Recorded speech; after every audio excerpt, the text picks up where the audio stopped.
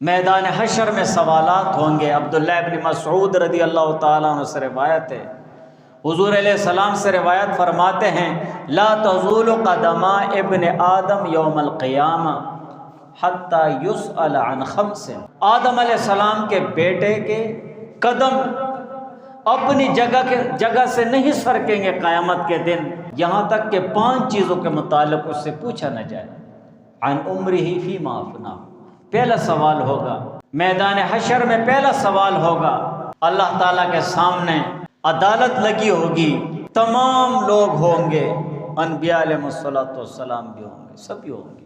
عن عمرہ، پہلی چیز عمر کے متعلق، فیما افناہ، کہاں پر عمر ضائع کی ہے، اپنی عمر کہاں پر خرچ کی ہے۔ زندگی کے قیمتی لمحات، تمہیں جو انتہائی قیمتی سرمایہ اور پونجی دی گئی تھی اپنی آخرت بنانے کے لیے، قبر بنانے کے لیے، اللہ تعالیٰ کو راضی کرنے کے لیے، حضور علیہ السلام کے سنت طریقوں پر عمل کرنے کے لیے، فیما افناہ، اپنی زندگی کہاں پر گزاری، اپنی عمر کہاں پر ختم کی۔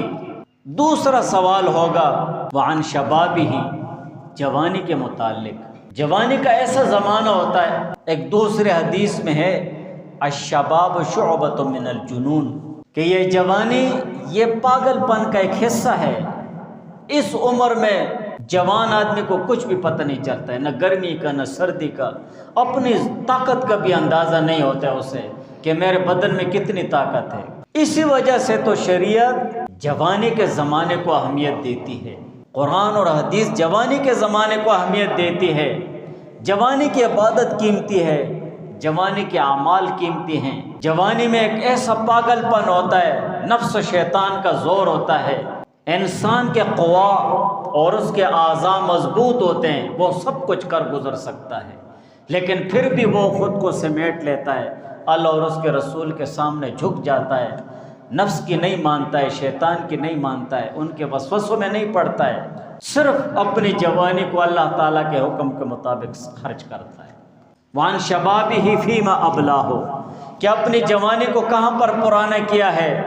وعن مالہ من این اکتسبہ، مال کے متعلق پوچھا جائے گا کہاں سے کمایا ہے، کس ذریعے کے ساتھ کمایا ہے، حرام طریقے سے کمایا ہے، حلال طریقے سے کمایا ہے۔ جب سوال ہونے لگ جائے پھر جواب تو دینا پڑے گا کہ کہاں سے کمایا ہے۔ وفیما انفقہ، چوتھا سوال ہوگا کہاں پر خرچ کیا ہے۔ قرآن اور حدیث کے اصولوں کے مطابق مال کو خرچ کیا ہے یا اپنے نفس و شیطان اور اپنے خواہشات کی تابعداری کرتے ہوئے مال کو خرچ کیا ہے۔ اور آخری سوال ہوگا وماذا عمل فیما علم، تو نے جو علم حاصل کیا تھا اس پر کتنا عمل کیا تھا۔ 5ویں سوال کے لیے ضروری نہیں ہے کہ تم بہت بڑے عالم بن جاؤ، تمہارے پاس نماز کا علم آ گیا، وضو کا علم آ گیا، روزے کا علم آ گیا، زکوٰۃ کا علم آ گیا، تمہارے پاس اخلاق کا علم آ گیا، صلہ رحمی کا علم آ گیا، تمہارے پاس پڑوسی کے حقوق کا ذکر آ گیا، یہ علم ہے نا۔ علم جاننے کا نام ہے اور معلومات کا نام ہے۔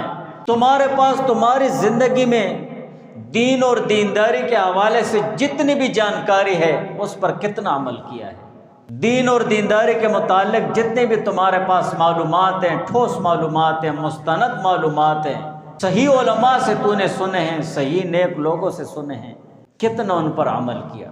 جب میدان حشر میں یہ 5 سوال ہوں گے تو ہمیں سوچنا چاہیے کہ میری زندگی سے جب 1 سال نکل گیا ہے، قیامت کے دن مجھ سے جب ان سوالوں کے متعلق جواب پوچھا جائے گا تو میں کیا جواب دوں گا، جواب کیسے دوں گا۔